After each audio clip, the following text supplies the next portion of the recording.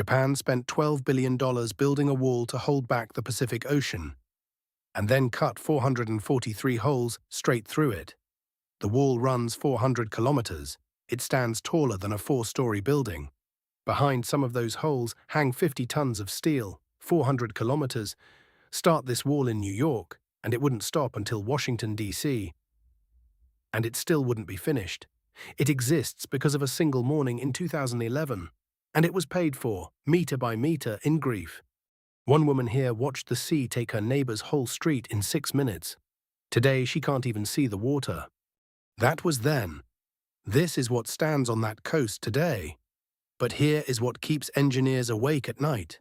A wall is only as strong as its weakest hole. If just one of those 443 gates fails to close, the wall doesn't just leak. It aims the tsunami at a town. March 11, 2011. Off Japan's coast, the ocean floor lurched 50 meters in 3 minutes. That rupture shoved 500 cubic kilometers of ocean out of its way. 30 minutes later, a wall of black water, 40 meters high, reached the shore. 90% of Japan's seawalls failed in a single hour. And they did not fail from the front. The water climbed over, tore at the back face, and the foundations vanished. From behind, a $1.6 billion breakwater, a world record holder, was gone in seconds. Japan's answer was the largest coastal defense ever attempted, 400 kilometers of new wall, built by 440 separate teams. But a solid wall has a problem. Fishing fleets need harbors, rivers need mouths, roads need to reach the sea. Seal the coast completely, and you strangle every town you're trying to save. So the engineers did something that sounds insane. They designed 443 openings into their tsunami defense, and bet every coastal town on the machines that guard them. Now you might be thinking, when the sirens sound, why not just send someone to close the gates? Japan tried that. In 2011, volunteer firefighters ran toward the water to crank coastal gates shut by hand. Dozens of them never came back. So the new wall has one absolute rule: when the ocean moves, no human being stands in a gate, ever again. To understand the gates, first understand the wall.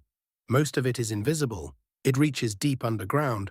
Only 14 meters show above the sand. And the height changes every single kilometer.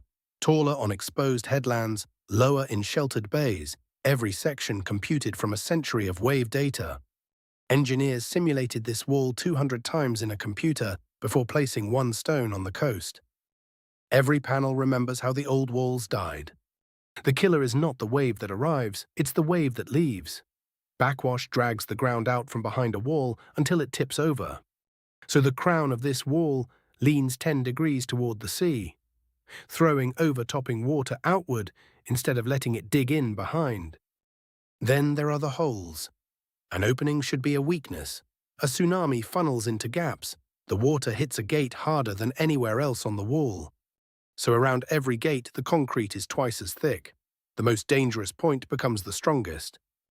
Each gate is up to 50 tons of steel, hanging in a frame with 15 millimeters of clearance. A 2-millimeter gap leaks 40 liters a minute, and under tsunami pressure, a 2-millimeter gap tears itself into 20. During testing, one gate seeped. The crew ground 2 millimeters off the seal face and ran the pressure test again. 0 leaks, 3 hours of machining, and the whole town behind that gate sleeps. The biggest gate of all hangs over a river mouth, a steel curtain 22 meters tall, stored open at the top. It doesn't need power to close, it needs power to stay open. Cut the electricity, sever every cable, gravity brings it down.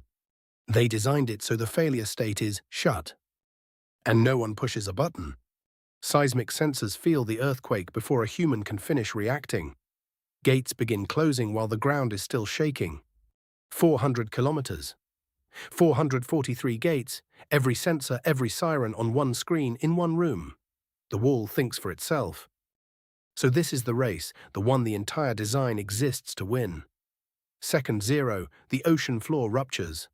Before the shaking stops, the sensors have already fired. Sirens sound along the coast, motors release, steel starts to fall, 70 seconds. That is the full journey from alarm to sealed, the design window before the fastest waves can reach the nearest shore. Every March 11th, Japan runs the drill for real. All 443 gates, one command room. Full network closure, 4 minutes, 20 seconds. Then came the test nobody schedules. A magnitude 7.4 earthquake struck off the coast. The sensors fired. All 443 gates began closing at the same moment. No one touched anything. Inspection afterward. 0 cracks in the wall. 0 gates failed to seal. The machines kept the promise. And the wall that was paid for in grief has started giving something back. Those staircases along the top aren't scenic overlooks.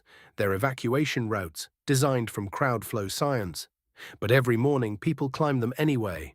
They cycle along the crown. They walk their dogs above the ocean. That woman still can't see the water from her window. But no one from her town will ever again stand in a gate as the sea comes in.